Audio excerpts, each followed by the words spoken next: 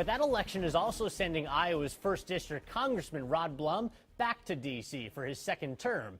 Blum has largely run and been reelected now on a drain the swamp kind of message. We sat down to talk to him first about what it's like to have a president heading to the White House who feels the same way.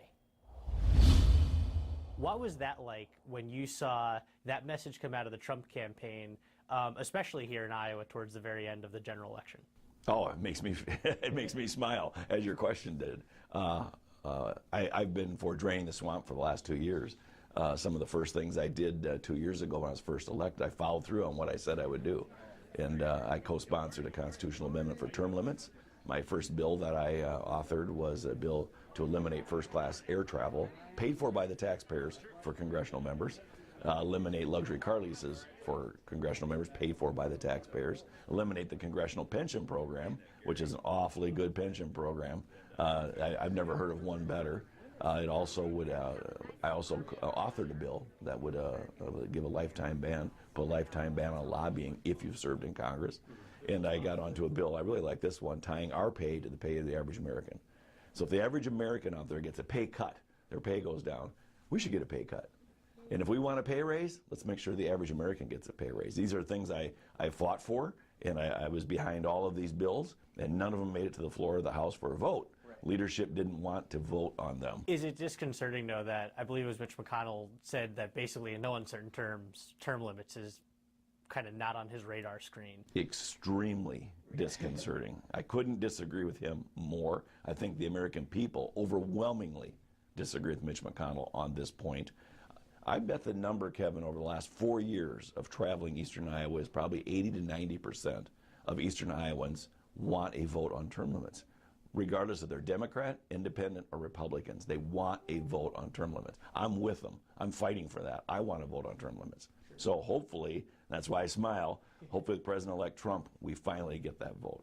How does the role now of the House Freedom Caucus shift, if at all, with a Republican in the White House and someone who sees the world the way that a lot of the Freedom Caucus members do?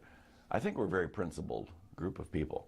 There's about 40 members, 35 to 40 members. We're principled.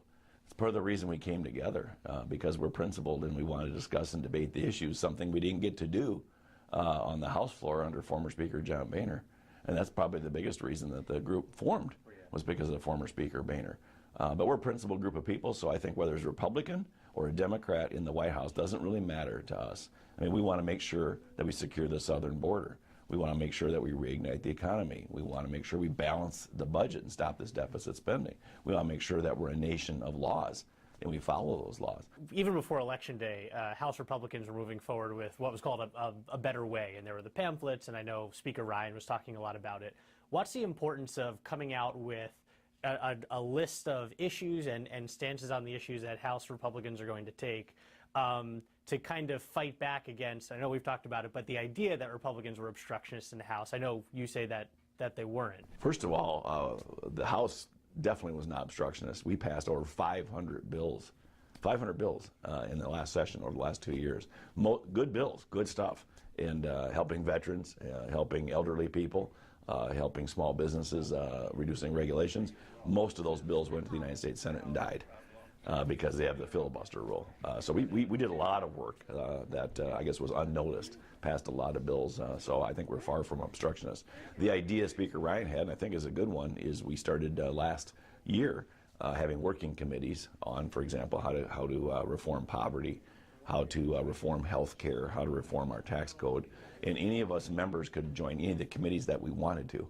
I happen to be very interested in helping people achieve the American dream and lifting themselves out of welfare, so I joined that working committee. The idea behind it was not to necessarily create legislation last year, but it was to get all of our input, put all of our ideas together, and we met every week last year and put together a plan in each one of those areas that could be turned, Kevin, into legislation this year. So the idea was if we ended up with a Republican president, he or she could hit the ground running in 2017, because we already had nearly ready-made legislation ready to go. In the next 2 weeks, we'll be taking a much closer look at some of the policies we were talking about there in A Better Way, and Congressman Blum's role in crafting it and how it's doing so far in the 115th Congress.